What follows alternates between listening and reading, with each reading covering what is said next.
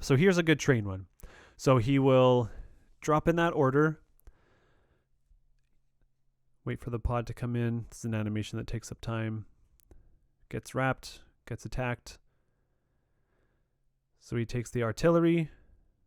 Oh, he does that was the tank. And so then he freezes the train.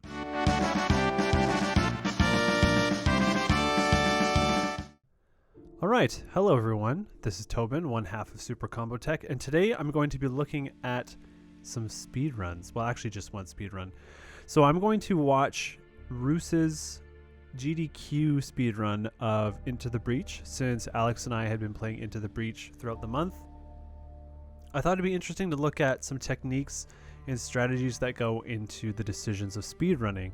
And since I love GDQ, I thought, hey, let's just watch this and we'll see how it all goes. So let's jump into it and take a look. So the first thing to notice is that he's using the Ice Titans. The Ice Titans are a very interesting choice because they're not necessarily offensive based. A lot of them have to do with kind of stalling or kind of manipulation. So the big Titan you're seeing with the shield, when it attacks, the enemy changes positioning in terms of if it's attacking, up, if you hit it, it attacks down. So it rotates at 180 degrees. The tank has cannons off of both ends where it will shoot from both sides. So that can be tricky. But the thing that's really kind of isolating his strategy is that he has this strange ghost pilot. Oh, and what he did there is a quit out to reduce some of the animations when he finishes the map. So that's interesting as well. It reduces all of those extra animations that don't actually need to be seen, but casually you would just watch them anyways. So going back to the pilot, the reason why that's chosen is because if you've played this game before, you would know that when the artillery shoots ice, it freezes itself, which is not something you want to do because you want to keep shooting it. So this pilot it provides a shield that is, I believe, permanent. I haven't actually used this pilot before, and I'm going to talk about why that's interesting.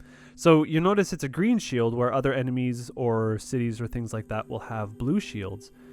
And the green shield, it doesn't hurt, or rather it doesn't go away when it takes damage. Like freezing yourself would be technically taking damage. And so he can just shoot as much as he wants. And that's a big strategy, is just if the enemies can't do anything, we don't have to worry about them, so I'm going to keep shooting. So thinking about that, speedruns aren't necessarily possible. I mean, they are. There's fresh file categories, and there is a fresh file category of this, which is 100% file. But it's mostly you play with whatever is most optimal, right? So by having this pilot, you kind of avoid one of the tricky things about using it, which is that it freezes itself. Whereas if you were to not have this pilot, you probably wouldn't even speedrun with this group. I don't know if it would be that possible. It wasn't my favorite group to play casually. It was kind of tricky, but there you go. So what you're going to see Roos doing is often, doing whatever's fastest. And that often means letting hits be taken, failing objectives, so that you just burn through the things as much as possible. Now, something that's really interesting is that in this game, there are 4-turn maps and there are 5-turn maps. And based on the objectives, you will know which one is which. So, for example, if it's a defend the train map, that is 4 turns because the train takes up 2 squares. There are 8 squares. The maps are 8 squares, and the train has to proceed through all 8 squares, and then it's over.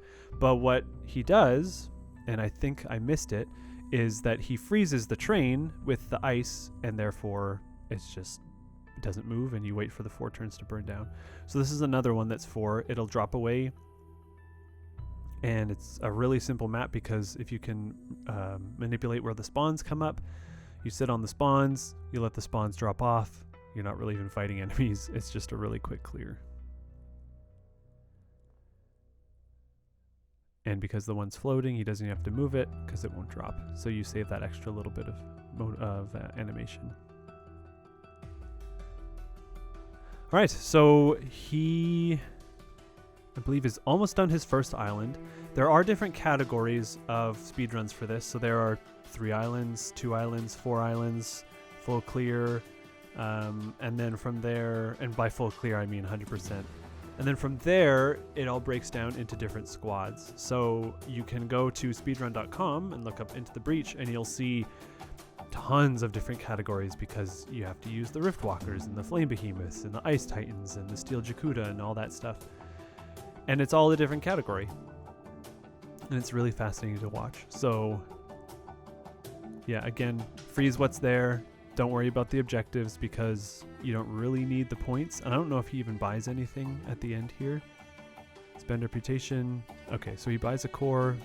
So adding some damage, adding some defense. You want to keep the health up as much as possible. And now he's on to the second of map. So here's a good train one. So he will drop in that order. Wait for the pod to come in. This is an animation that takes up time. Gets wrapped, gets attacked. So he takes the artillery. Oh, he does that was the tank. And so then he freezes the train. So doing that means that you don't have to watch the train animations. And you don't have to worry about if the tank or the train does get hit, it technically has, 1 point of shield. And freezing the spider so nobody else gets spit on. I don't even know if he gets the... He must with the last turn to get the point. Maybe not. No? Oh, maybe he collects it anyway. It's still protected. So I guess you don't even have to retrieve it. Huh, learned something there. If it's not destroyed, you still collect it at the end. You don't have to necessarily step on it. This is another form of level that's really nice because you break the dam.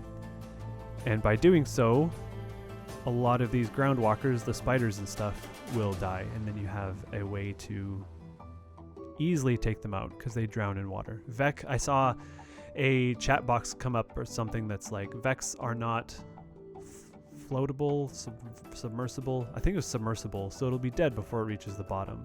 Referring to, of course, how you can push them in water and it's an instant kill. So again, positioning so that it has enough movement. Trying to block the spawns, which is tedious. So then you'll also know or note that a lot of the colors are different and it has that kind of checkerboard grid. So numbers up the left and letters up the right.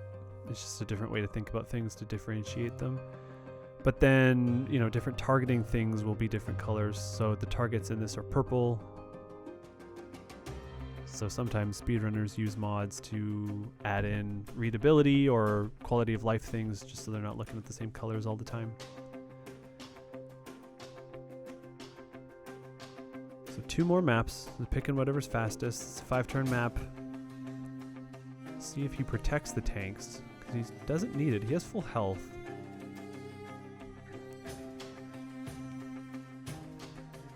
Kills that. Punches that. No, he doesn't block the spawns. So maybe he is trying to level up a little bit.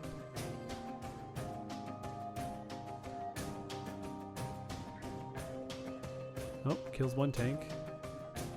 Freezes that one. Oh no, not freezes it, smashes it. So then he blocks the spawn and probably block these ones and just ride it out.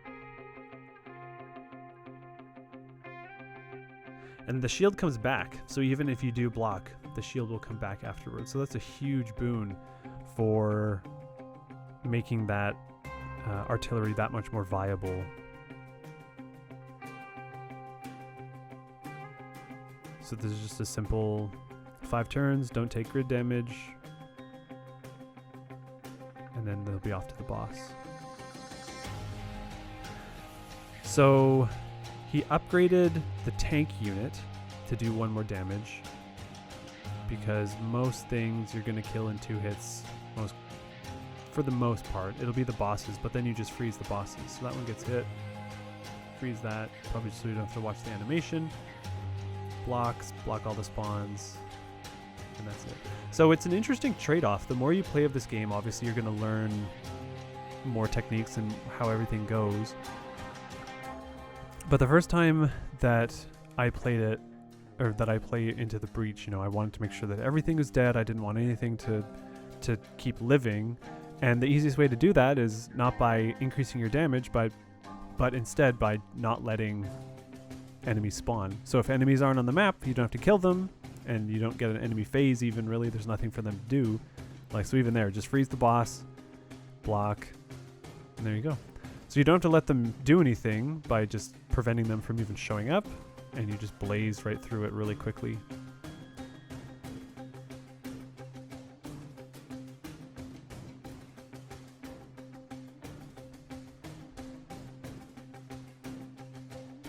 Yep, enemy turns end really fast, and then you cut away to save those animations. Get the result screen, buy score, buy health, lots of cores, damage, and movement. And I missed who that was for. I think it was for the shield titan. His clicks are really fast.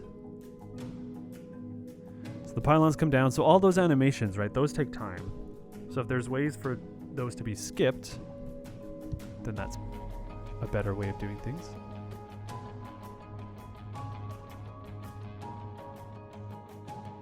And I think what he did there by kind of quitting out and going back in is that he manipulated the spawns to be better. Oh, and this is my favorite part of the whole game. So you switch around those rhinos or those beetles, and they can run straight into the water. It's such a funny animation to me. Yeah, so he's altering some of the AI, the decisions they make. Essentially, I don't know if this is actually how it works, but it's akin to in something like Fire Emblem, when you move the cursor a certain amount of times and it burns random numbers, so that when you go to attack, it triggers a crit, or it triggers, you know, a high damage roll or something like that.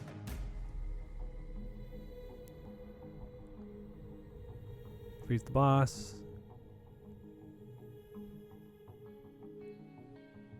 Waiting for the lava. So that's another thing that takes time.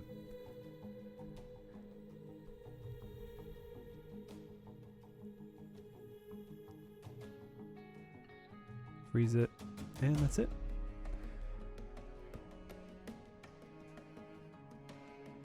And then you drop into the second phase of the boss.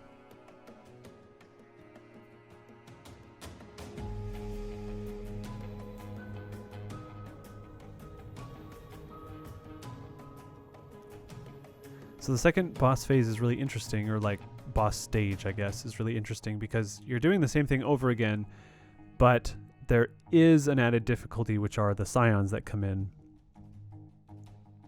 He would also know that in this stage where you are, I believe on the end of the second turn, and I don't mean 2 turns left, but I guess the end of the 4th turn is where like a kill square will come in. So he doesn't really move because he doesn't really have to do a whole lot. He can take hits, he's got a lot of health, and he wants these squares to be in specific positions.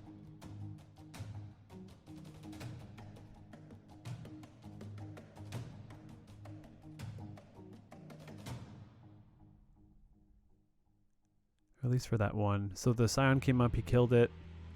That spawn gets taken out. So he's dealing with 1 instead of 2.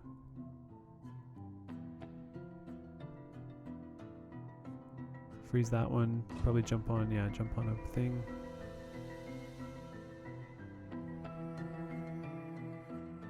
One left, and it's kind of trapped. And it would only attack itself. So you kill it with your big titan. Those all die because of the tentacles. And that's it. So that's the run. It's pretty crazy. 13 minutes. I don't know if I finished one that fast, that's for sure. But there's some cool things. So this run was really fun because it taught me a lot about Ice Titans. I watched this and then I went and I did all the achievements with Ice Titans. I think there's actually one left actually that I haven't done yet. But it's something that teaches you a lot about priorities in the game.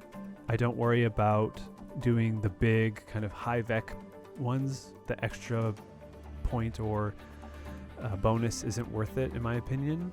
And focusing on, breaking the dam or protecting the train, those missions really have become more of a priority.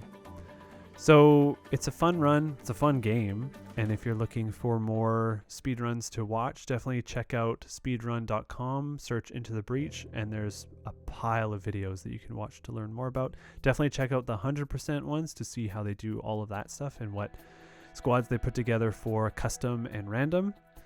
And yeah, so this is SuperComboTech reacts to Into the Breach speedrun. I'm Toben. Thank you for listening.